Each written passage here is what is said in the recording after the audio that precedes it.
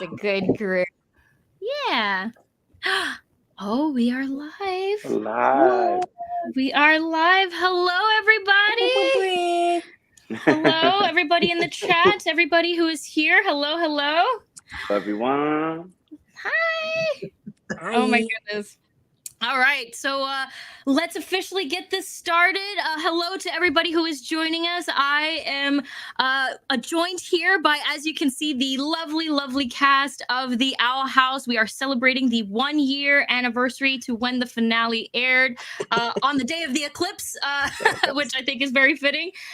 So we are going to start by letting these amazing people do some quick introductions and, yeah, just give us a feel of who they are and who they voice. So you guys have the floor. Who goes first? Yeah, who started? Let's start. We need a director. All of a sudden. I'm gonna go. You know what? We'll go by the way I can see you guys lined up on screen. So we'll start with Zeno, and then we'll work our way down to the right. Okay, cool. Okay. Hello, everyone. My name is Zeno Robinson. You may know me in the Owl House as the Golden Guard, or as he's more so known as Hunter. This is his real name. Great. And how about The you, bad Elizabeth? but sad boy. Bad but sad boy. Hi, I'm Elizabeth Crujon. I voice Camila Noceda, Nikki's mom, or Luz's mom, actually, in the Owl House, and it's great to be with you guys. How about you, Eden? I'm Eden Regal. I voice Basha. Groveling line starts here. And I also served as voice director for the show, so I got to work with all of these amazing talents every week and see their amazing performances. Oh, and we have Nikki, Sarah Nicole. Hello, how are you? I am Sarah Nicole Robles. I was lucky enough to voice Luz Noceda and get to work with all these lovely people. Very happy to be here. We've got the very cool Sissy Jones over there. What's up, everybody? I'm Sissy Jones. I played Lilith Clawthorne and everybody's favorite weird bookstore owner, Dottie. I know that was your favorite episode. I know it was. Of course. And we have the lovely Avi. Hi, everybody. My name's Avi Roque. I voiced Raine Whispers, and yeah, head of the Bard Coven. Yes. Love your beanie, by the way. I'm representing Zeno. I was like, whoa, I didn't even realize it until now. I was like, whoa, where'd you get that from? That's so cool. Yes. It's very, very Handmade. cute. Gotta love it. And how are you guys doing today? You guys doing all right? Yeah. All right. Yeah, awesome. Awesome. How does it feel to know that this, it's been a year already since that finale? That's not real. That's yeah, not real. it feels That's like not it real. was just Sorry. like yesterday, honestly. It really I does. can't believe it. Oh my I can't gosh. believe it. A year seems kind of short too. Like I feel like it's been over for forever, right? Like, Yeah, like when did we finish? Very Yeah. different. Yeah. Yeah, that's true. Not the first official question, but when did you guys finish doing the recordings before the actual air date? Eden. Well, yeah. You our would know which one of us recorded last. I know. We had that day. I mean, Nikki, I think you recorded last. Mhm. And remember, we wouldn't. You arrived, and it was like one of our first in-person sessions post shutdown. Yes, I think it was like No. maybe, yeah. It was my first one, I think. Yeah, I think it was. I mean, it may have been my first one back in studio too. They were like, "Yes, you can come," and we were all like, "Yes, we'll be there." And we had this like full day of ADR for the finale. And then when Nikki came in, we were all talking and killing so much time. Like we just didn't. Nobody wanted her to go in the booth because we knew that once that happened, it was really going to be over. And so we were just chatting and having fun and like talking. And then eventually I noticed that our audio engineer was like, because, he wanted to go home to his family. Yeah, but we were like, Maybe we can, if we delay long enough, we can make it into 2 sessions. You're like, maybe we don't finish today, and then we can finish another time. I'll do a really terrible job today. And that would have cut the budget for the finale, for the finale party, and we did not want to lose the party, so then we were like, okay, get in the booth, and we finally had to do it. Make it happen. Dance. Did you have to do anything emotional that day? Was there like any ADR that was like, I don't even remember. Was there anything not maybe. Emotional? I feel like the whole thing was a study in emotion. I feel like, because I'm asking because I feel like we were all crying at the end, and I believe it's because you had to do like one of the really crucial speeches. I think the last thing I did was the narration, like as she's like getting ready for college and like going to her quinceañera. I think that's what I did, and that's the one where I got through the take and I was like, I'm so fine, I'm really not gonna cry, like today I'm fine. And I finished the take and then I like scream cried. I was like turned around, I was like, yeah, like it came from nowhere. Like I wasn't choked up, and then I was sobbing, and then I was like, give me 2 seconds, like blow my nose, like I was like, okay, here's the B. And then when I looked over, like Eden and Dana were like, don't look at her, like, I can't cry. Yes. You can make us cry better, like just at the drop of a hat. It's amazing. They make me cry. But yeah, that was probably a couple months before it aired. Usually they have to lock all the audio recordings and do all the ADR so that they can mix it, and then it finishes up its whole post-production process before it's like good to go on network, which includes like, you know, all kinds of fixes, animation fixes and color timing and you know, sound stuff and optimizing for, you know, cable versus, you know, online, and I all kinds of technical mumbo jumbo. I know nowadays you can stream stuff in so many different platforms now. It's insane. All right. But it was a special day for sure. Oh, I mean, it definitely makes it more real when you have those last lines. Oh, I can't even imagine. Okay, well, that's fantastic. I was saying this a little bit earlier. I was trying to find and come up with some questions that hopefully you guys haven't been asked a million times. I know you guys do these a lot and you guys do conventions and stuff. So tried to find a lot of fun questions and hopefully more specific questions about yourselves as well as your characters that, you know, will make this fun and comfortable. And so, yeah, if you guys are cozy and ready, we'll get started. You guys ready? Let's do it. Yeah. Wait, can I get it to go? Here we go. Yes, there it is. What? Are you for real? That's hilarious. Real magic being used on this stream, guys. This one too. Here we go. Wait, is it gonna? Oh, it doesn't see my thumbs. Maybe? Come on. Yeah, there we go. Whoa. Oh my gosh, magic. That's cool. That's awesome. Okay. That's my favorite stupid human trick. I love that. Let's get started with Nikki. So I saw in a previous interview, you were talking about your experience attending Bergen County academies and how it was kind of like your place to be yourself and feel free and that it saved you. And so my question was, what was it like attending the academy? And did you relate any of that experience to Luz attending Hexside? Because I just thought that was pretty coincidental. That was kind of like Luz's experience, you know, going to Hexside. So you can kind of talk about that. It'd be great. Yeah, very similar and very much like Luz. I did not have a booming social life until high school. And I just went there and I finally felt like I was in like a place with other kids like me, like a bunch of fellow nerds. Everyone was just like excited to learn and nice, you know, and like I was in a theater program. So there was a bunch of other like theater kids, which was so fun. And I was learning so much. Like I was very new to all the acting stuff. So it was incredible. Our lockers did not scream or bite. We did have roaches. We had some roaches. We also had a stem cell research lab, so that was magical. Oh. Yeah.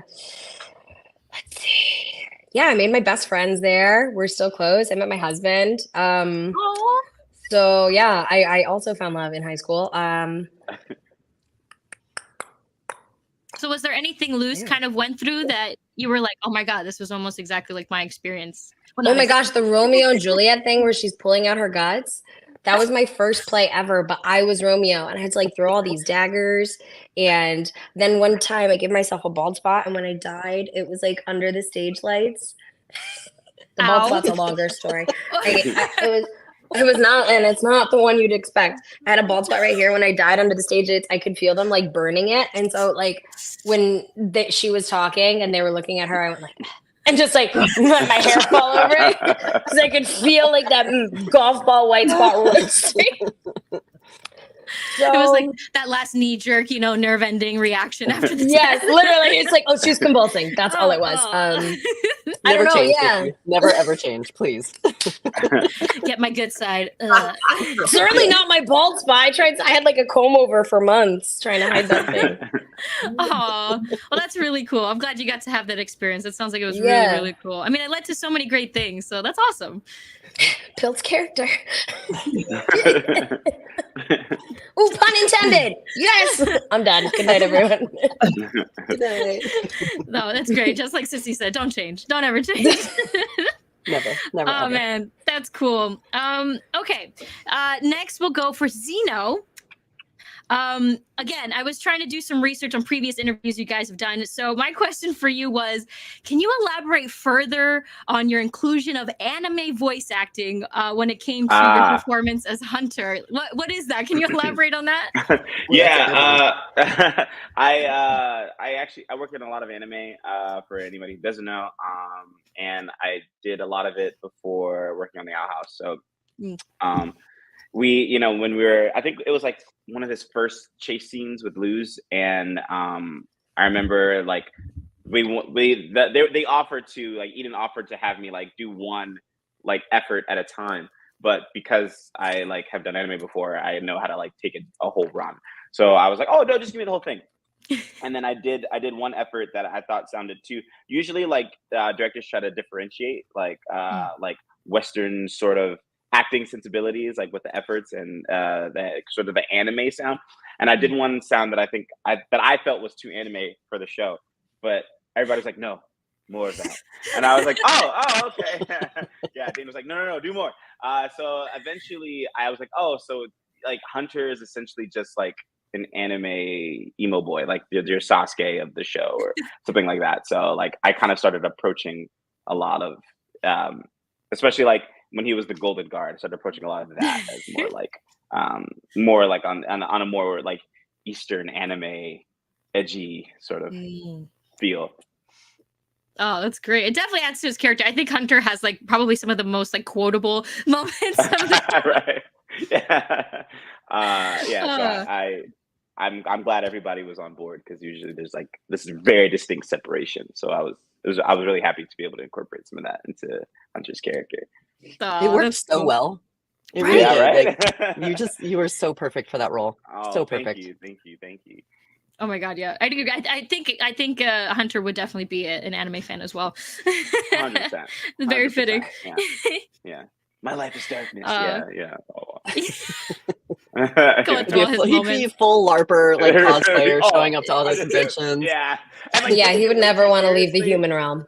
Right? Never. Ever. Never. Once he found that out, Yeah. he would not be okay. 100%. He'd be going to MomoCon. 100%. Oh, that's awesome. Okay, next question we have for Avi. Is there a specific type of character you would really like to play and or voice one day that you haven't gotten a chance to yet?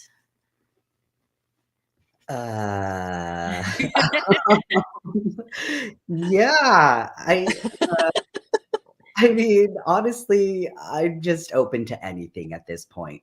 I think me, sure, being non-binary, being trans-mask, queer, yes, those are facets of my identity, but I always don't want to be pigeonholed by those identities, especially when it comes to casting or roles. Right. I think I would like to be considered for things that are written as male characters, because I think my voice is fitting.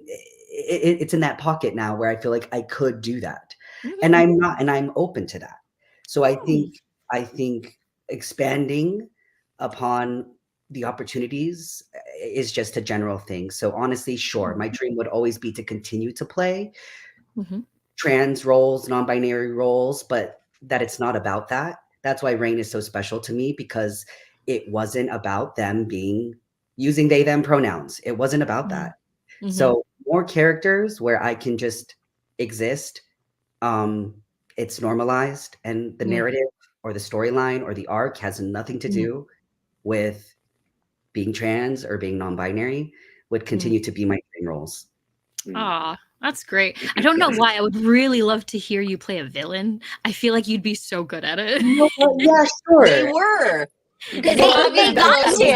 Right? You are so good. Oh my gosh.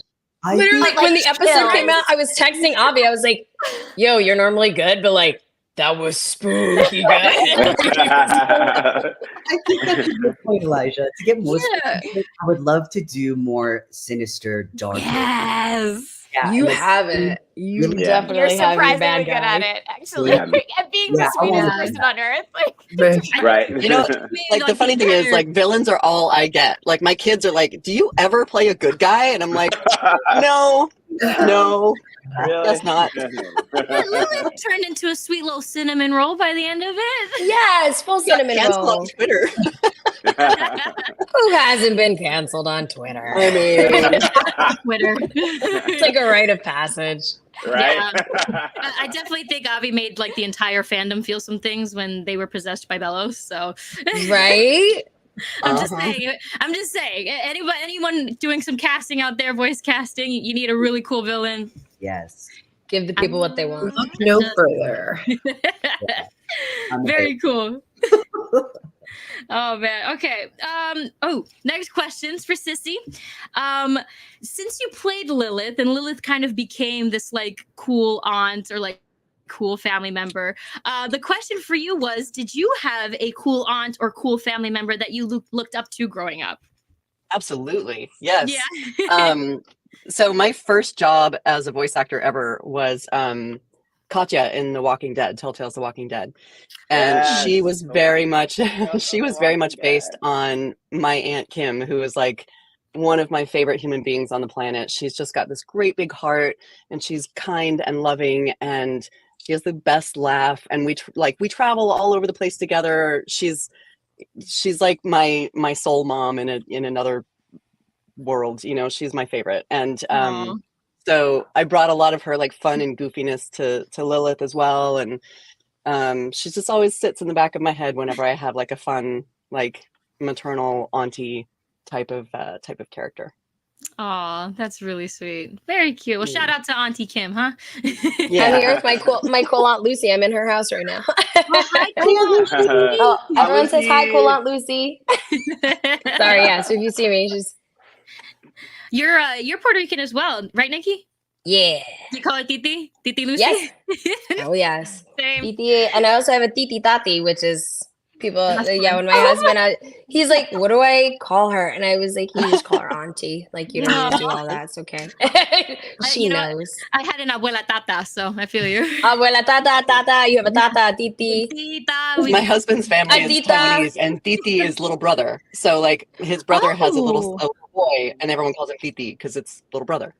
Whoa, we would be very confused. right? We'd be like, "What'd you call him?" Yeah, I'd be like, he's an aunt. Yes. That's great. Someone will have to explain. You're like, what? That's great. Okay, next question we've got is for Eden. Out of many characters you have played, are there any that you found it difficult to portray at all? Oh. Yeah. Yeah. I mean, I tend to like have some difficulty accessing my lower register. So, so whenever I've tried to play, you know, older or huskier voices, I really got to work hard. I really got to like drop in. Gotta find all it. those vocal techniques. Yeah. We could pinch hit for each other. Lock in. I would For me, it's like I get down there. Eden, do you find, and then like you'll do like one sound and you'll pop right back up. Like, Oh, yeah. I'll be like, oh, blah, blah, blah. I'm like, oh no, like, take it back. One note is just like at the top. Oh, So I often get cast to be like younger characters, but you know, while you're in the room, like they'll be like, you know, they want to fill out their, you know, the game or whatever. There's like these smaller, you know, incidental or NPC characters, and so they'll be like, okay, can you be like a 40-year-old mom? And I'm like, yes, I will do my best. And in fact, I am a 40-year-old mom. That's really weird. you don't look it. Not at all. Not even a little bit. Thank you. Oh, that's great. But I That's love that funny. that's what you think 40-year-old moms sound like. Yes, I actually talk like this all the time. Dinner's ready. Go clean your room. Yeah. I don't know. I feel like anything over like 28 in voice age is pushing it. Right. It just drops. Once you hit 28, that just drops like 10 octaves. But I wish Then you like mature, you.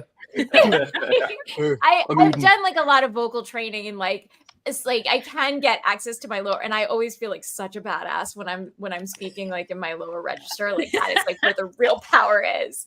So the women who are on this call have access to that, and I'm like shout out to you guys. Like you make me feel it like deep. Thank you. I really appreciate that. Thank you so There's a much. terrific actress named Yeah, Nikki Rapp. Elizabeth, She's also how do in- you access your deep mom vibes?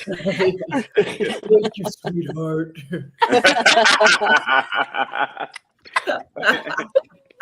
There's a really wonderful actress named Nikki Rapp, also from The Walking Dead, and she has like a really high pitched voice. Like when she normally speaks, she's like here, and when she has to go down, she calls it Lady Town. So she played a character Oh, called nice. Lily on The Walking Dead, and she had to be like down here the whole time. So she's like, "Sorry guys, I gotta go to Lady Town. I'll be back." That's amazing. That's awesome. Lady Town. That sounds like a fun place. Right? Yeah, I'm glad I you agree. said that. 2 thumbs up for Lady. I was like, can I go there? And like, where is this? One way to Lady Town. Oh God. Okay. Before we get too much into Lady Town, Elizabeth, we got a fun question for you. So doing some research on you, I saw that you had studied and were trained under some really great legendary people. What is a piece of advice that has impacted you the most while being trained by some of the greats while you were in college? Wow, cool question. That's a really great way to look at it, too, you know. College was a long time ago. There were so many. I went and did I did like theater training with the late great Ken Washington, who's some people may know who that is. He trained some really beautiful actors at Juilliard and stuff. And he was just endlessly curious about the character and always really encouraged us to like step into the physical space of the character, like as if it was a physical space. Like we would literally do this exercise where we were standing here as ourselves, and he would have us like walk in like 3 feet over here and enter the character and explore it. And that, you know, he was really about that it was like separate, that it's 2 separate things.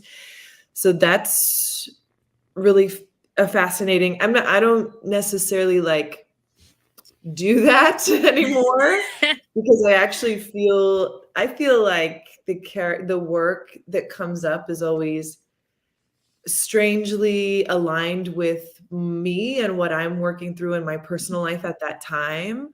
So it's like I'm bringing forward parts of myself or parts of my culture. Like with Camila, it's like parts of my mother, parts of my ancestry. Or like when I did the second sister, it could be like archetypal rage, like female rage. Like there's just, I don't know. There's so many different ways to think about it and approach it. One more thing I'll say though about that is when I did go abroad and I studied in London. And we were like a class of like American actors going to London. And when we got there, all of a sudden we would like do performances for the teachers over there. And the teachers would all be like, whoa, like, oh, that, why are you screaming? Like, without realizing it, we were like, we're acting, you know, like with this intensity, and the British would be like, maybe take a breath, and like, you can also whisper a line, like that's allowed, you know. So there was a real softening and like getting into subtleties, and not having to push and force and show. And I think that's a super duper helpful thing to think about, you know, all the time. Okay, nice. I had to personally. Yeah, go ahead, Zeno. You were gonna say something? I took an acting. I was at acting school. There's a London-based school that opened up a chapter out here, and I took there, and they gave me the same note. About the yelling. Yeah, they were like, why are you yelling? Like he would go to my partner and be like, do you want to listen to him yell at you for 2 minutes? And then she would be like, no, I would walk away. He's like, then walk away. Why are you sitting here listening to him yell at you? And I was like, wow, wait, maybe I'm not getting my point across this way. Right. Like, oh, there's all these other ways to persuade someone or get your point across. But obviously this was in college, so I was like 19 or something, and you know, it's an early part of the learning process. Yeah. Oh, that's really cool. I only know personal experience a little bit about how it is out there, and why it was making me laugh so much, because my girlfriend lives in Scotland, and the first time I went out there, I realized how different of a culture it is, and how it is very calm and quiet and peaceful. And there was just certain things where in public that I did, like I answered my phone. I answered a phone call in a store, and my girlfriend was like, shh. She's like, no, you go outside for that. Yeah. And then on top of it, not only am I American, but I'm Dominican. So I'm just yelling all the time. I mean, I'm like, yeah. What do you mean? I'm not yelling. You know, that's normal for Latinos and Hispanic people. Exactly. That's how we just have a conversation. Yeah, like talking. Oh, that's great. That's really cool though. That was really cool. Thing that they taught you to really put yourself in that space. Very interesting. Yeah, thanks for the question. What a cool question. Thank you. No problem. This one is going to be for all of you guys, whoever would like to answer. If you could hang out with your character for one day, what would you do? Nikki's eyes just went wide. I don't chill with a lot of 16-year-olds. I would take my character to therapy. Right now. You're gonna hate this. It's what you need. I think they all need it. Seconded. I'll lock her in that room. Yeah. The credit card will not decline here. Sit him down until he's better. I would fly. Like, I'd get on the staff and go fly. Are you kidding? Yeah. Take me away. Amazing. Anyone else signing up for therapy? Well, I would want to go to the demon realm if I could with Camila. Like, I mean, what would that be like? Also, just like get a couple drinks in her and like make some arroz con pollo and tostones and like put on some salsa music and just kind of like vibe out. Just be like, let your hair down, babe. Like, you've been working hard. It's hard raising these children, okay? And my mom did. It's hard raising these children. Oh, that's awesome. Would you take Luz anywhere, Nikki? I don't know. Can you take her anywhere? Demon realm. I was trying to decide, like, would I just be like, show me around? I feel like that would end up in a lot of awesome, weird things. Like, show me where you like to hang out. You know, maybe let's go like see a beach day. Oh my gosh, a beach day. I feel like you guys would just get up to like so many shenanigans in there. Ida would have to. Yeah, that might be dangerous. That's what I mean. I was like, trying to think. I was like, what would be safe and fun? Actually, I feel like Ida would just join you guys. Even worse. Yeah, I agree. Even bad to worse. Oh, it's great. Okay, so these are for those who voiced characters, those in the demon realm. So this is going to be for Avi, Sissy, and Eden. How do you think your character would handle the human world? And then for Elizabeth, the question would be, how do you think Camila would handle? Well, I mean, we kind of already saw that, but if she got to explore more while there wasn't, death and destruction going on. So yeah, how do you think your characters handle human world, and then vice versa for Elizabeth?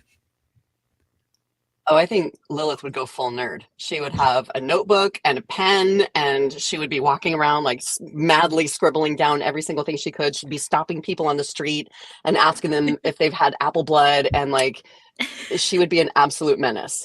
She would be an absolute menace. People would be freaking out. Can see that. I think Raine would meet it with a little caution, just a little bit, like, because I pull from me, we're very connected, so I feel like wipes, like disinfectant wipes of like things, like just kind of being a little more hesitant, but eventually I think they would feel comfortable, right? I think it's just the change. So it's the newness, but then finding that it's okay, and then they will explore with abandon, or what is it? Explore free from inhibitions and kind of soar in the human world. Yeah. Aww. I think they do well. Yeah, that's the thing about the human world, is like that there's all these pockets, like, you can find your people. I mean, that's like what the show is about, is like finding your people. But I think Basha would also probably totally thrive in the human world, because there's just so many gullible people that she could trick into being her followers. And what about this third eye? You're just gonna glaze over that? Like, she could just roll up with 3 eyeballs and no one's gonna react? Well, yeah, maybe she could use it to her advantage, or just wear a beanie. Oh my gosh, just like a really loud, or bangs, just really like Kikimora bangs. She's gonna grow bangs. She would end up as our president, like that. It would be Basha for president, and she would win in a landslide. Let's not let Basha into the human realm. Yeah, you know what? Not thinking about it. Happen. No, that's reckless. She has too much power. Too much power at the tips of her at her fingertips. Literally, literally and figuratively. And then so Camila did spend some time in the demon world, but if she got a chance to explore it, like if Luz took her on a tour and stuff, and how do you think she would handle it? Yeah, I mean, like we saw her like helping to neutralize some threats, but once those are gone and the chancletas put away, I think she might be like a little still skeptical, like, all right, and then maybe eventually start to relax a bit and kick back, have some apple blood, get to know people, make some friends, and settle in, and then probably be ready to go back home. Yeah, maybe not stay, not like an overnight, like no overnights, just a visit. Yeah, I agree. Like I could do dinner, but then I've got to go. Yeah, exactly. Oh, that's cool. I can totally see that. Okay, so those conclude the questions from me personally. I did collect a few questions from fans, and there were some pretty funny ones mixed in there. So I'm kind of looking forward to get to those. This first question was sent by, and again, I apologize to anybody out there if I totally butcher your username. Words are hard. Emil Norden, this is going to be for everybody as well. What's the episode they're most proud of their performance? I mean, Agony of a Witch for me. Yeah, that was pretty raw. Oh, so any specific line or part? I mean, come on, the whole reveal. Then why were you so easy to curse? It was like in the moment, like crazy. I remember being in the booth. It was pre-COVID that we recorded it, and I was like so pent up with rage, and because you're supposed to get to this point with the character and like scream that line and had like tears, and it was just wild. It was wild. Oh my gosh. Crazy. I remember how crazy the internet got after that episode. There was so much like cancel Lilith stuff. They were so angry at Lilith. I was one of them. In my reaction, I was like, how dare you? But I was like, well, did my job, suckers. You're like, this is You delivered that line beautifully. It was very intense. Thank you. I guess we could just make it easier. I'll just call you guys in the order just so we're not left with the who wants to go next. Zeno, how about you? Yeah. Do you have a moment? I don't know. Yeah, I think maybe thanks to them was probably I think Hunter had the most, like, I think it really full circled his arc. And I like being able to sort of balance all the elements. You know, he like kind of stepped into the Golden Guard role again for like 2 seconds. And like with the cathartic moment with Luz, like almost right after, I think was like something I had really wanted to do with Hunter. So I'm glad we did it. And yeah, I'm glad it was like as like open and vulnerable as it was. And I wanted it to be like realistic. I wanted it to be like very, you know, honest. So I think hopefully it came across, but it felt honest to me. So. Nailed it. So yeah, I think that's something I'm most proud of. I think nice overall. Oh, very cool. Yeah, I think if anybody could vouch for your guys' performance, Eden. Yeah, Eden was there the whole time. Oh, that's nice. That's a good one. How about you, Elizabeth? Yeah, I'm thinking about it as we're talking, and there's been a couple like really emotional moments we've talked about before, but I actually, and thanks to them, it's the first time Camila goes to the demon realm, and I think what was really fun for me to play with was like in the voice was like the discoveries, like all these discoveries, like this is what you, this is the balance you were talking about. You know, like that's really fun. So, and then there's the, you know, there's the fight and the aggression and the like, I'm gonna take this moment of the demon realm. Like there's that stuff, but to balance that with this woman with this voice being like, oh, okay. That's really fun to me. I You do it so well too. Thanks. So good. Oh, how about you, Eden? I really liked Bosch's arc in For the Future. The fact that she was undermining and like, you know, trying to cause all kinds of drama, but what it really came from, it was revealed that it really came from her not wanting to lose Amity and like wanting her back. And then and I loved that she came full circle and like fought with the resistance at the end, because, you know, really she didn't mean anybody any harm. She just wanted life to be back to normal. Valid. That was fun to play. Oh, that's cool. How about you, Nikki? I think it's at the end of Keeping Up Appearances with V, where like Camila sees Luz in the Rain and like makes her promise. I always say this one, like promise to come home. Yeah.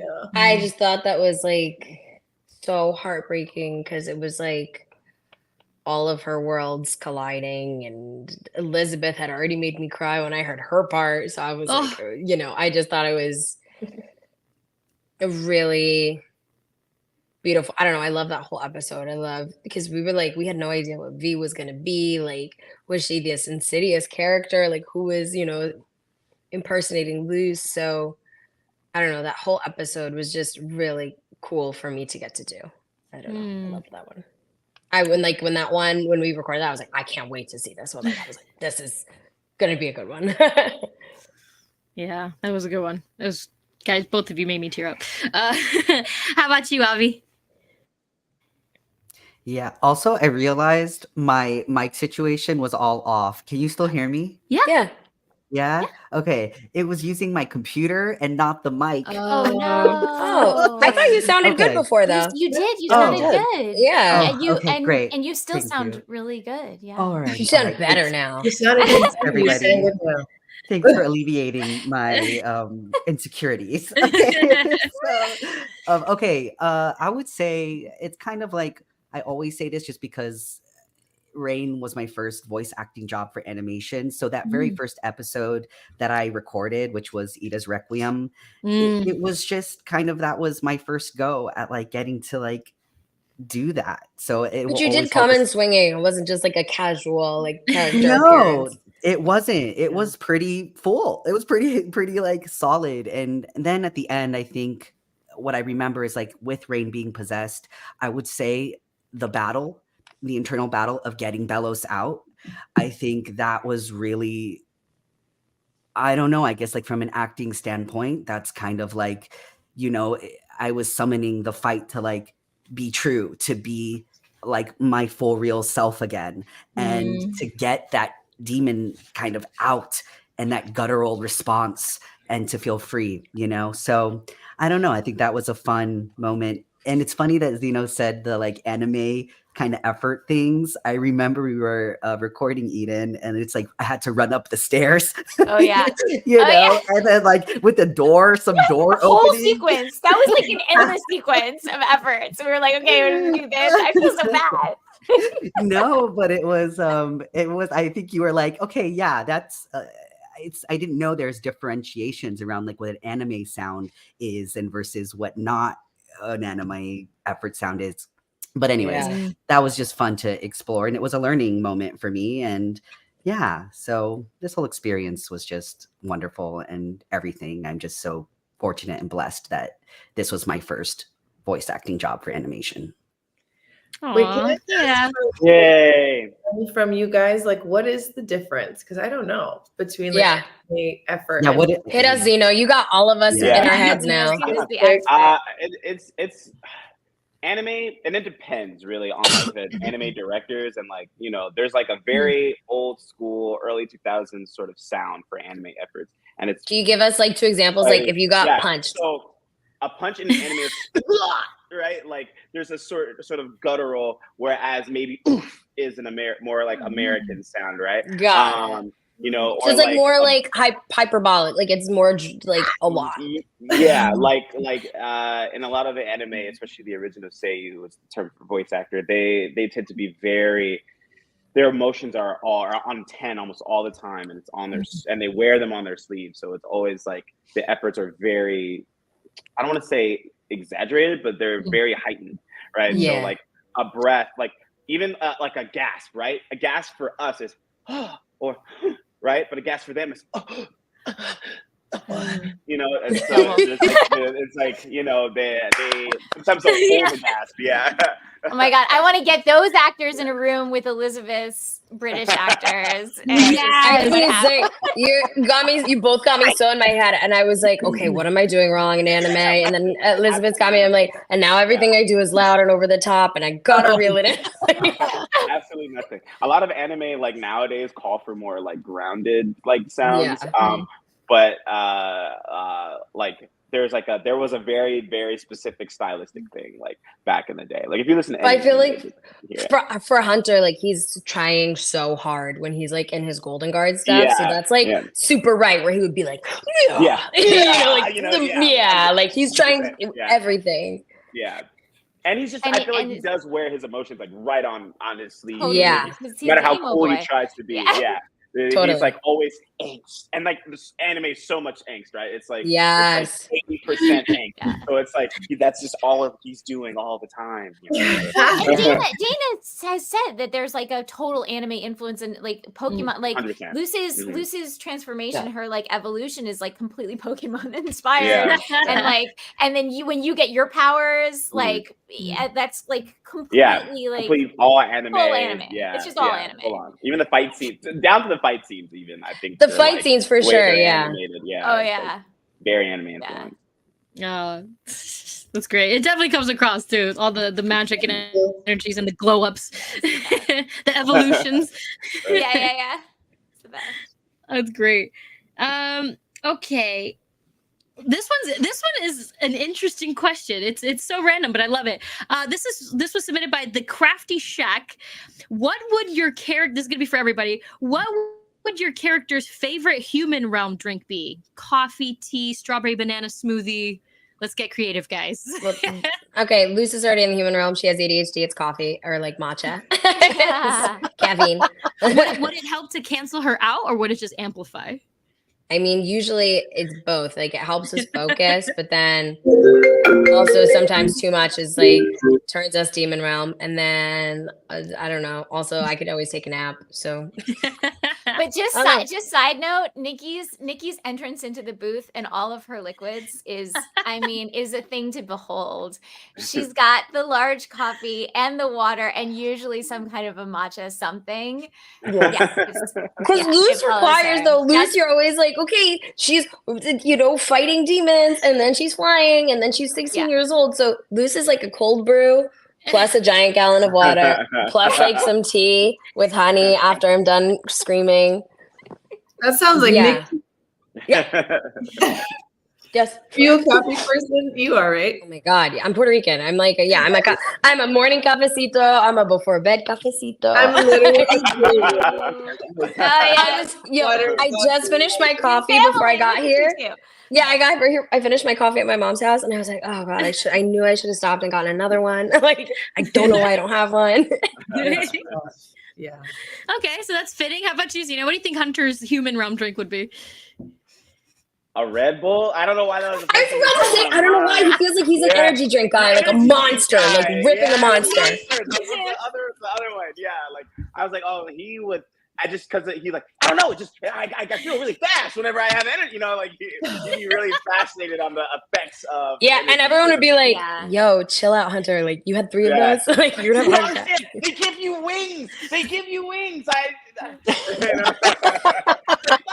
many do I need to take until I get the wings? Yeah, he'd be like, I had all 6. Right. I think he would really be trying to grow wings. Because he'd use human realm mentality, which would be it's advertised as supposed to give you wings. Where are my wings? That's like a whole nother episode. Just watching Hunter find caffeine. Right. I would watch that short. He would write a really, really descriptive 6-page letter to management as to why he didn't get his wings yet. What is he doing wrong? How can he improve? Very disappointed. Try and get a refund. Like demand a refund. How could he do it better? Amazing. Yeah. Okay, Elizabeth, what do you think Camila's favorite? Well, she's from the human realm, but yeah, it's Cafe Bustelo. I was gonna say that. I feel like Latina mom. It's Cafe Bustelo. It's iconic. If you don't know what that is, find out. Drink it. It's the best. If you know, you know. If you know, and it also comes straight from my mom, who's like, she needs her Bustelo in the morning, and then her 4. The best one is the 4 p.m. The 4 p.m. Does it hit different? It hits yeah. Tired, and then you get a little cake. It brings you right back to life. You're a new woman. Yeah. You're ready for the evening. And the little gossip. It's bonchinche. It's the gossip with the 4 p.m. I see.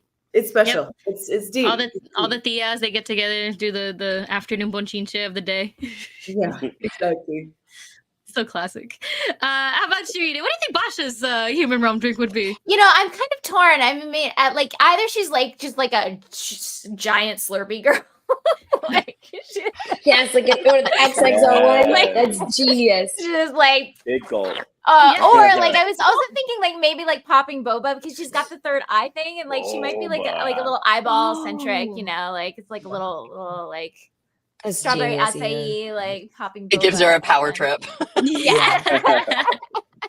And then she can just also spit boba in people's faces when they bother. It's like do a show. Like little pellets. Yes. Yes. And then Hunter and Luz would walk in just bespeckled. Just dripping slowly. It's definitely the bully drink. Well, this it's something that you can spit at people. No, Hunter. Take those off. They don't go there. They don't go there. Now. I hope you know, Zeno. That's gonna totally be a thing now on the internet. Expect some fan art of 100%. Yeah. Hunter looking for his wings. Someone's at home drawing Hunter with a Red Bull right now. Oh my gosh, that has to happen. Oh gosh. Oh my god. How about you, Sissy? What's Lilith's drink?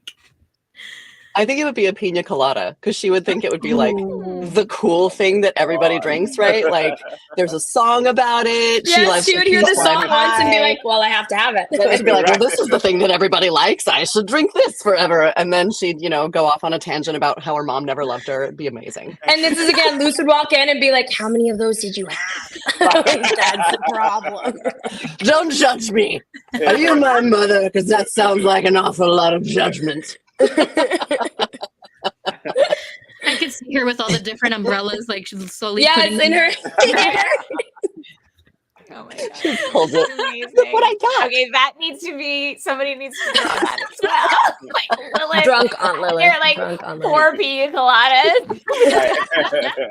in like their little tulip glass. I'm dead. Please, the artists out there, write down all Please. these drinks and draw these characters with their drinks.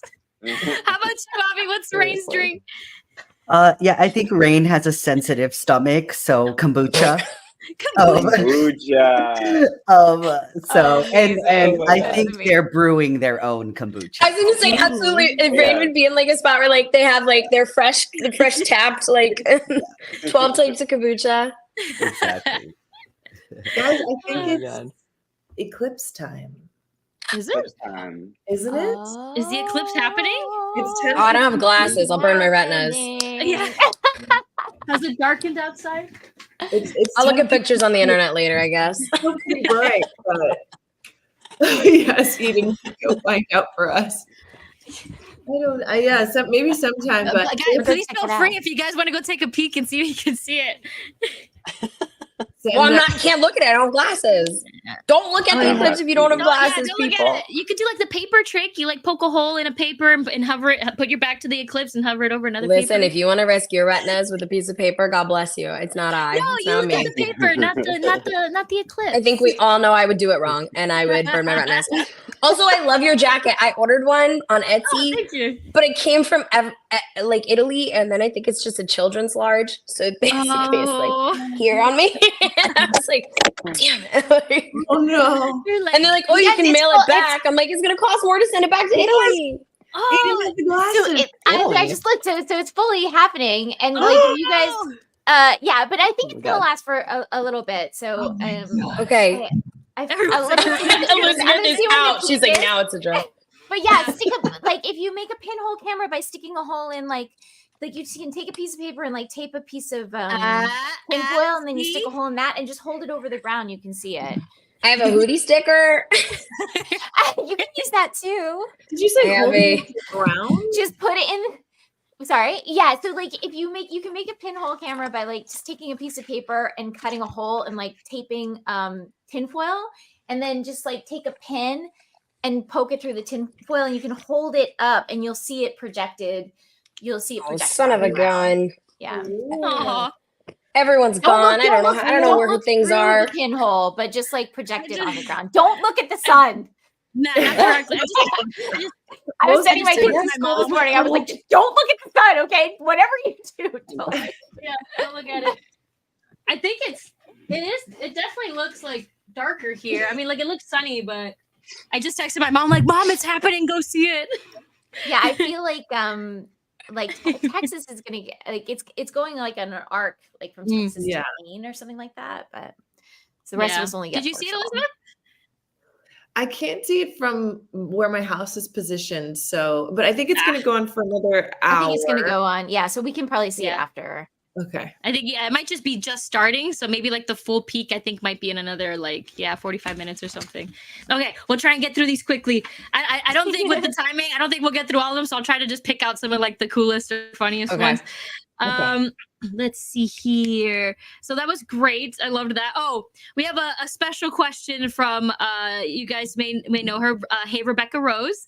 Yes. Rebecca. We love Rebecca. We love Also, her. Rebecca texted me. We finished my session in February.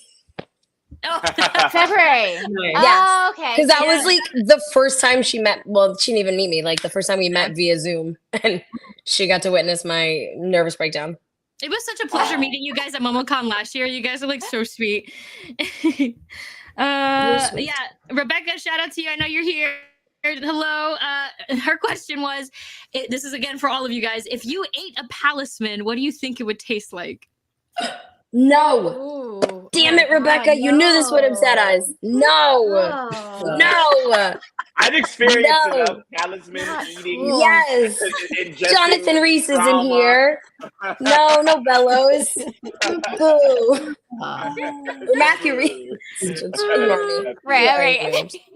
I know everyone's names for sure. Well, hopefully people are I here. just So re-traumatized myself. That's it. You know what? That's fair. Rebecca. I think I was just chatting with her about it, I think yesterday, and I believe there's a headcanon, I think from Dana, that she said like they taste like gushers. The gushers. I was gonna say 16 years of trauma. That's what I think. Never eat That's gushers terrible. the same now. Sorry. Truly. Never ever. No. That's why Bellis wanted them so bad. He was like, I have to have another gusher. They don't He just have had a sweet Have a tooth, sweet a tooth. 90s sweet tooth. They don't have them in my realm. I left the Earth realm before gushers were invented. You know what's funny is that it never occurred to me that they would taste like anything. I just thought it was like an infusion of energy, like Right, like like a a power high, source. you know? Yeah, because he's just Yeah. Yeah. But I guess it could have. Yeah, so souls can have flavors. it's like pipe tobacco or something like that. Like that's what Because they're made of wood. Yes, also tracks. Accurate. Yeah. Oh, right. Oh my God. Yeah, that's a good point. It probably does. It's awful. Wow. Okay, let's see. Oh, this one's cute. Okay. Wait, can we also just say like happy belated birthday to Rebecca? Yesterday was her birthday. Yes, We love you. You're amazing. Oh, happy birthday, Rebecca. Everybody in the chat, give Rebecca a happy birthday. Happy birthday. Yes. Balloons in the chat. Do it. All right. That was sweet. I didn't know it was your birthday, Rebecca. You were chatting with me. You didn't even tell me. Okay. We're gonna have words. She's the most modest. Yeah. I know, she's so great. She's amazing. Let's see here. Oh, this one's sweet. Okay, this one is a question. Oh my God, the chat's going crazy. This one is a sweet question from Sophie Hall 3221. What is your favorite quality about the character you voice? This is going to be for everyone, so I guess we could just go in order. Zena, how about you?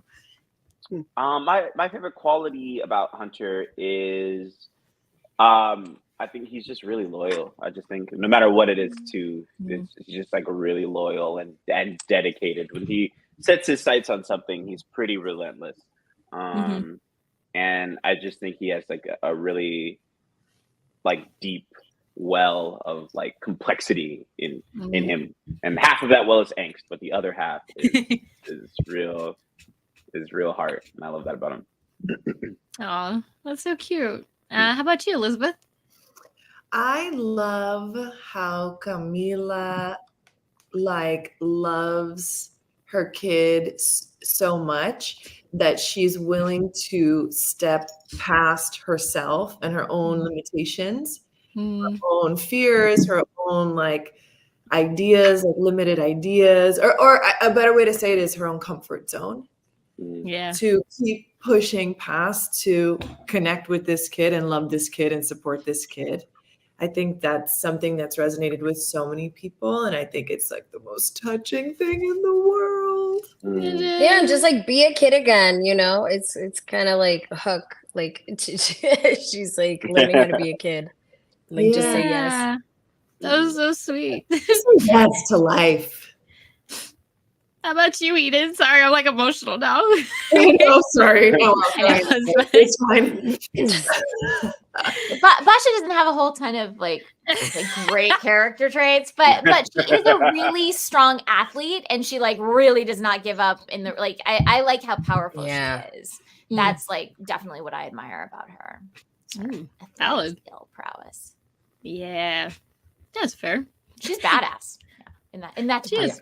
Yeah. She's everywhere else. How about you, Nikki?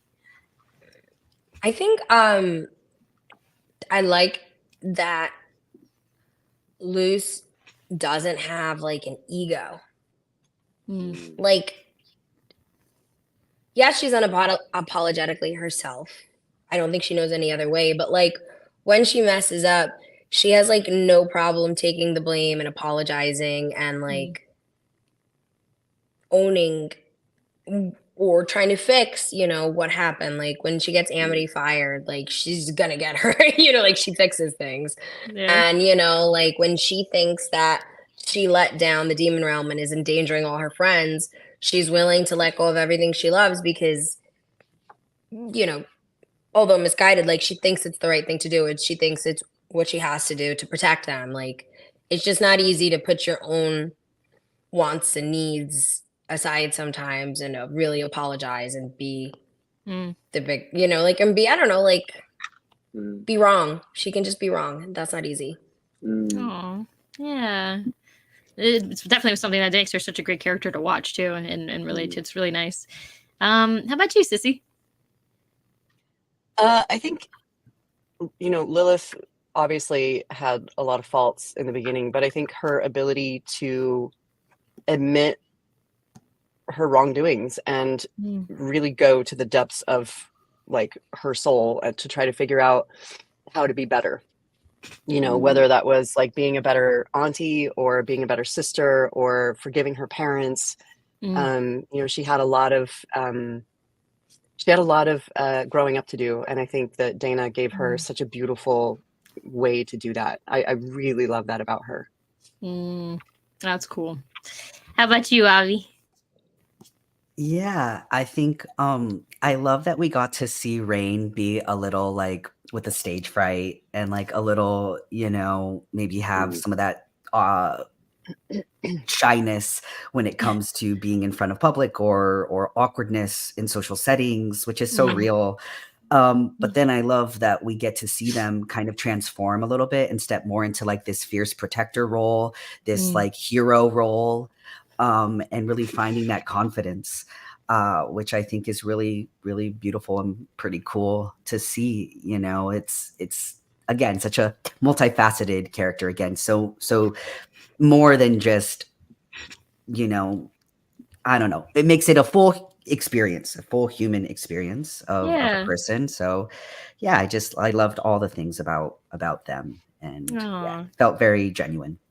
Aww, Raine is so adorable.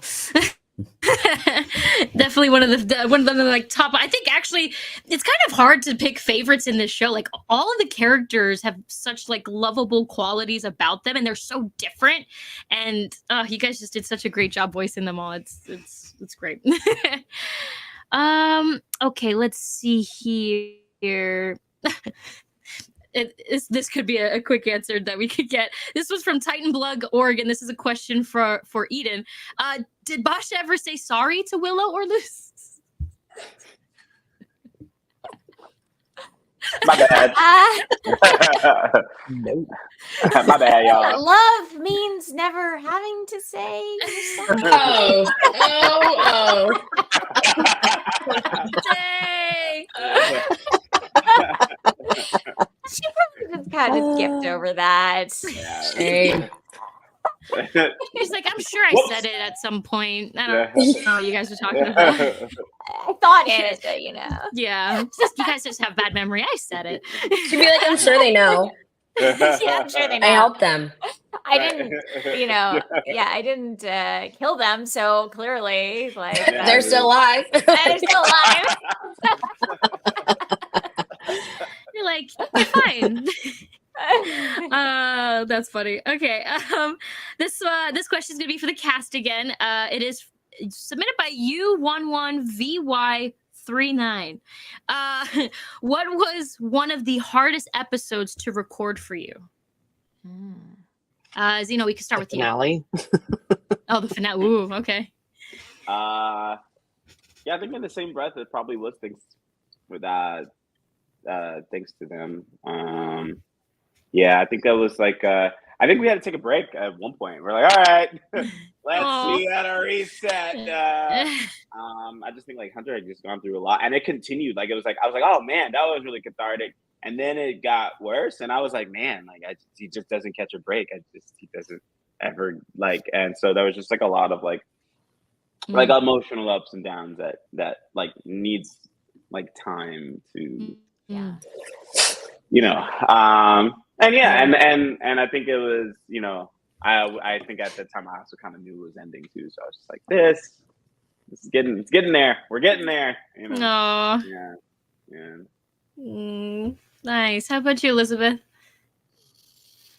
I would probably just say the finale, just because of the sadness of, like, you know, it being over. Because other than that, there was nothing hard about doing anything on this show. It was a dream come true every single day, and it's just like when I'm in the voiceover booth, that's like my space in my life where I'm just like in pure joy, like a child again. So even when it's sad stuff, like the character is crying or, you know, saying goodbye or being really challenged, it's sad and difficult for the character, but it's still extremely fun for the actor, for me.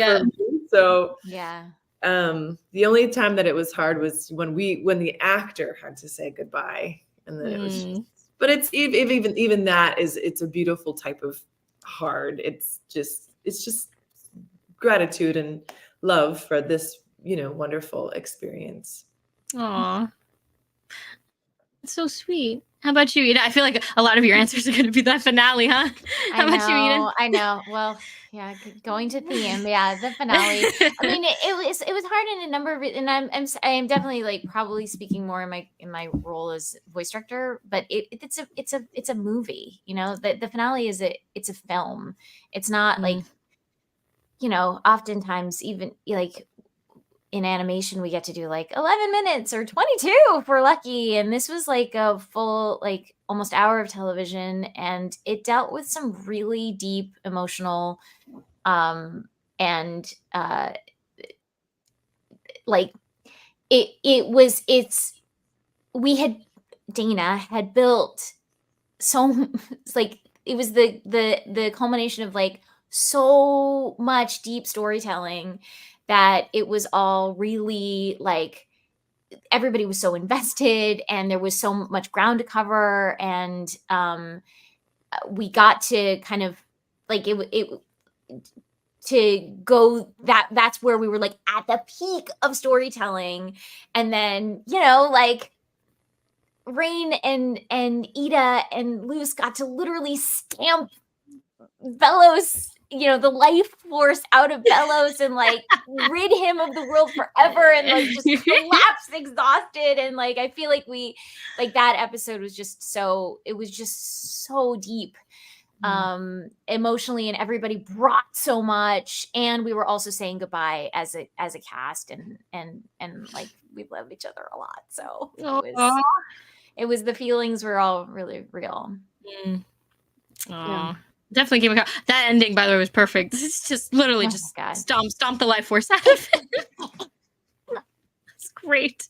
Sometimes you just gotta stomp them out. I don't know. Like sometimes that's the only. Everyone needed that closure. Everyone needed that. And the fact that they got to do it together, I thought was a nice touch too. How about you, Nikki? Definitely the finale. I mean, like everyone said, it was very meta, you know, saying goodbye to this show and like all each other, you know, like at least getting to work on each other on this show. But also I was thinking, I think it's reaching out where you find out about Luz's dad. And she's kind of like acting up that day and being, you know, it's like a lot of complex emotions. And it's also about like Amity that day. And so Luz comes in and out a lot. And it was just, it's such an important thing, you know, like so many people have had to deal with like this great loss. And I wanted to like honor the grief, but then she's also like masking it, and she's popping up and like acting out and like doing different things. So that's like under everything. You got to like choose when to let it out. And it's also not super fresh, you know, and grief comes in waves. Grief is in that state, you know, like I feel like we always see it like the minute something happens, right? So people are either in shock or they cry. But like, as we all know, unfortunately, like grief is like, you know, you never know when it's going to strike, and you never know what's going to put you over the edge. You never know how it's going to come up. So that episode was hard to just like map out, you know? Especially because she'll just like crop up and do like one weird thing and then like go away. Yeah. But it was a lot of fun.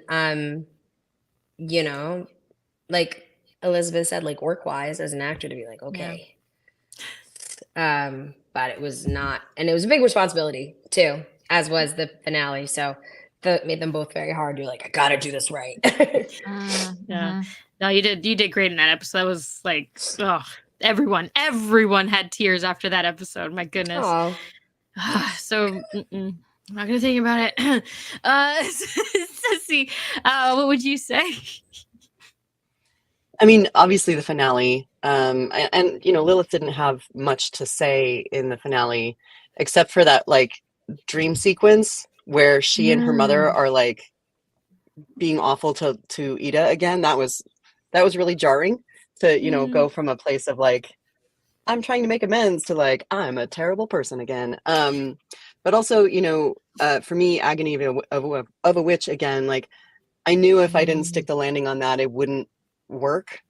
And luckily, you know, I had Eden who was there to make sure that, you know, everything sounded the way it needed to sound, and Dana was there for the recording session.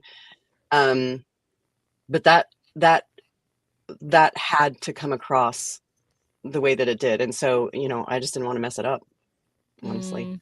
So yeah. How about you, Avi?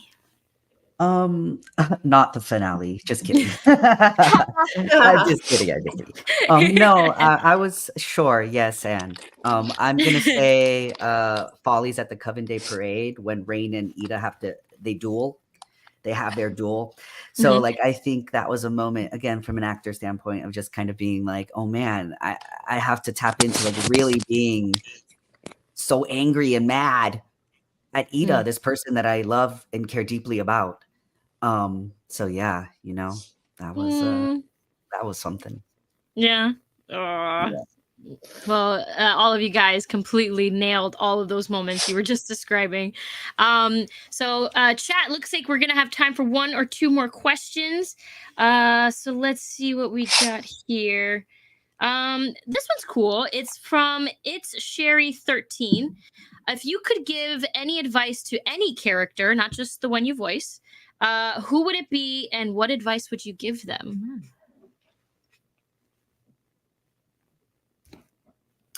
Basha, go to therapy. Lilith, feel your feelings. Stand still and feel your feelings, you poor, beautiful witch. Anyone else got one? Yeah, it just for all the characters, don't be so hard on yourself, you know? Oh, yeah. Very Raine thing to say, too. Yes. Very Raine. I would say to all of them, because they're teenagers, like it gets better. Please. Yeah. You think you know everything and you think you have the weight of the world. And maybe they did have the weight of the world on their hands because literally the world was about to end. But only one world. Yeah. Yeah. Eden, Zeno, Elizabeth, any guys got advice? I'd say to Hunter, take a day off. Yeah. Take a nap. Yeah. Take a nap. Take some sleep. Yeah. Take a personal day. Play some video games. I'd probably tell everybody that, like, stay off. Yeah. Relax. Let go. It's okay to let go. That's fair. Any advice? Oh, well, Elizabeth, you gave one to Basha, right? That was your advice? Yeah. They meant it. Therapy. I also might say to Ida, like, you know, maybe lay off the law breaking. Get that she loves a rush, but like, you know. Well, and maybe not starting our day with apple blood if we're like looking, save it for it's apple health, blood wealth, time and balance. somewhere. Yeah. Right? Yeah. That's great. Save it for happy hour, please.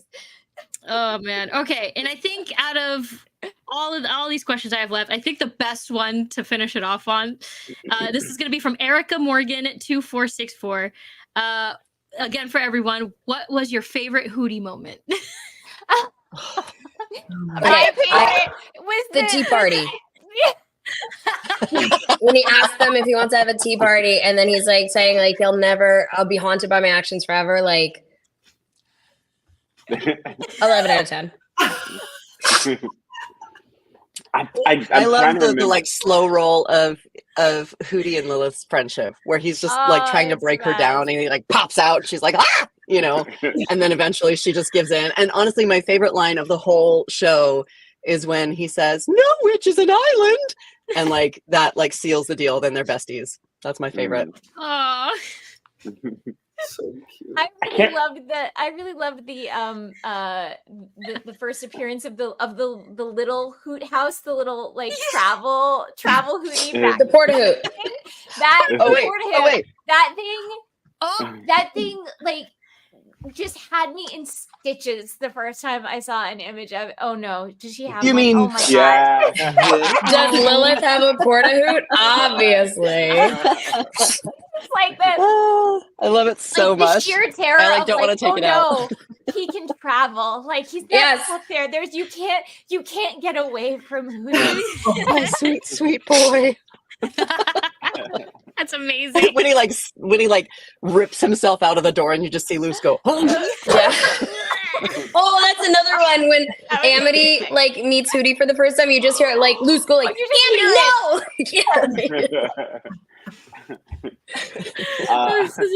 Yes, you hear her just like wailing on him. Yes. I can't remember the name of the episode, but there's a moment where these two guards are looking for him and they don't know what he is. And so they could only describe him with like pictures. And they're like, we're looking for the evil, and it's just like, this thing, whatever it is. Birdworm. Yeah. Birdworm. Tube. Bird So tube. good. Yes. Birdworm. Avi, Elizabeth, you guys got any favorite moments? I mean, they set them like the tea party, the are you kidding? And yeah, the portable, the Porta Hoot, like the inescapability of Hoot. Yeah. Yeah, I like whenever Hooty just ate things. Like, but for probably not, it kind of ruins, you know, some situations eating some particular things. But I just that voracious hunger. Yeah. That's Or great. when he's bathing, oh my god, and he's Oh, just a God. skeleton. Oh god. Most nightmarish thing ever. All right. Well, So good. well, thank you guys so much for joining and being part of this amazing year anniversary. You guys are some amazing people. Your talent is astounding. And before we go, if you guys just want to each take a moment to explain what you guys have going on, and if you have any signing scheduled that everybody in the chat or anybody who's ordered something can go and see your live signings. Let's go ahead and get that done now. Zeno, would you like to start us? I don't have a current signing time thing yet. The Ta-da. Good luck, everybody. I'm so sorry if you bought something from me. I will definitely update when I have a solid date down. The next time you'll see all of us, I think, or some of us will be at MomoCon. So Yeah. if you're in that area or if you want to come down, please do. It's going to be super duper awesome. Yeah. Yeah.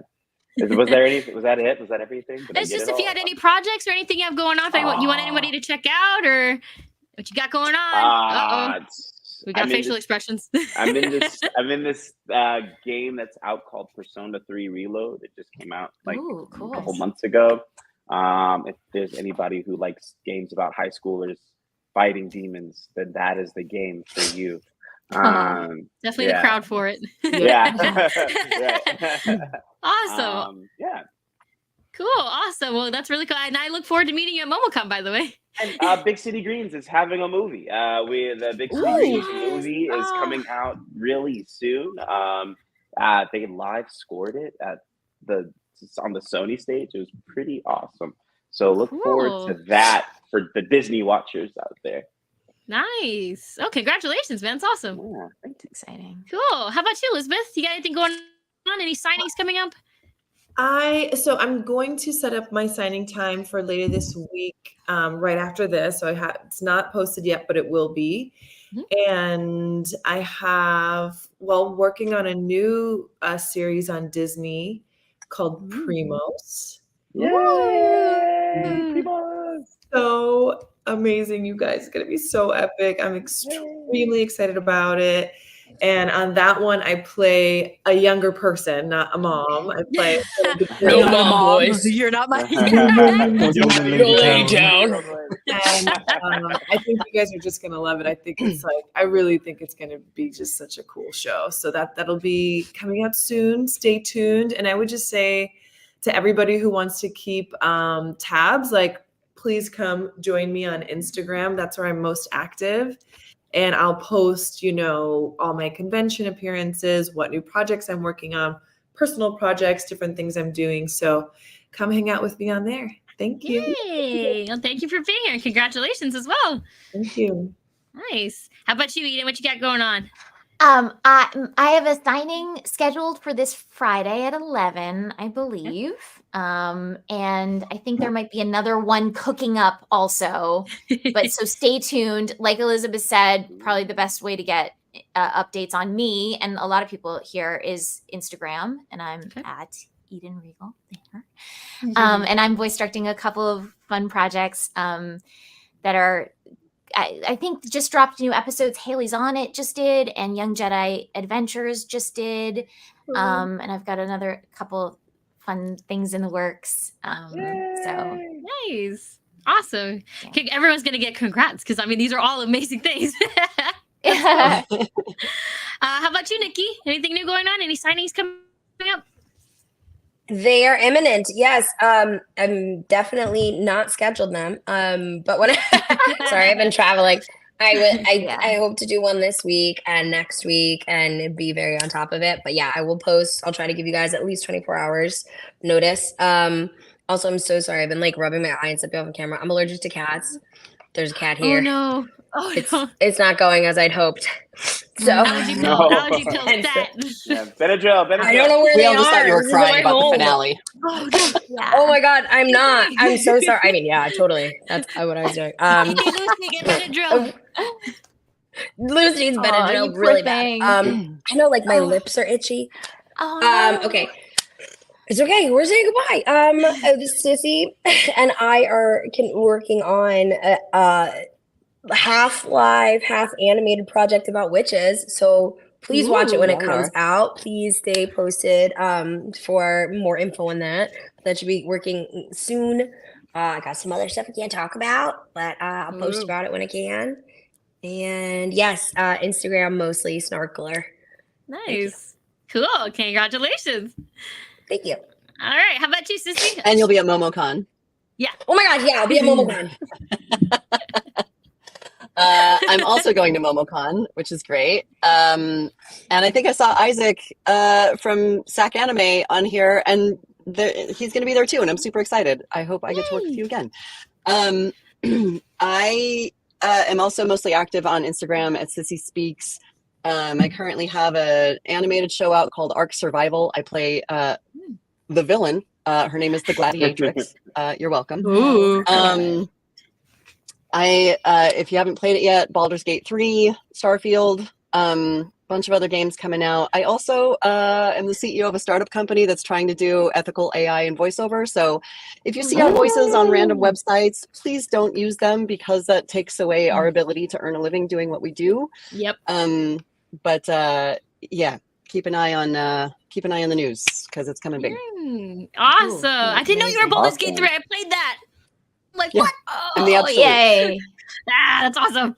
Yes. How about you, Avi? What you got going on? Yeah, you can also find me on Instagram. Great way to keep tabs on me at Avi_Roque. And yes, I'm an audiobook narrator. So I have a few titles coming out in the next month. So yeah, you can find me Audible, Libro FM, wherever you get your audiobooks. But yeah, so that, and yeah, that's what I'm doing. Awesome. Well, that's amazing, guys. Again, just, super appreciate you guys spending your time here during the Hopefully we can all run out and see it somehow. I hope you get some allergy pills, Nikki. So sorry. Like a child. I'm like, you're fine. We'll get you out of here. We'll get you out of here. For everybody who's tuned in, thank you guys so much for joining, for sending in the questions. Keep tabs on these guys. If you guys got things ordered, check out their signings. Streamily, thank you for having us, putting this together, having us here. If any of you guys are going to MomoCon, come and check us out there. I will also be going, as well as We Last Reacts. Yeah, We Last Reacts is going. Morgan, Terry, and Tomato Sauce. They all do content involved with, this show, as well as a lot of others. And guys, I think there's only one way we could end this stream. I think there's only one way, and I think you all know how to do it. Are we going to do it all together? Everybody in the chat, yeah, they're doing it with us. So on the count of 3, let us end this with the eclipse and with this amazing one-year reunion. On the count of 3, we'll do it all together. Are you ready? Ready? 1, 2, 3. Bye. Bye.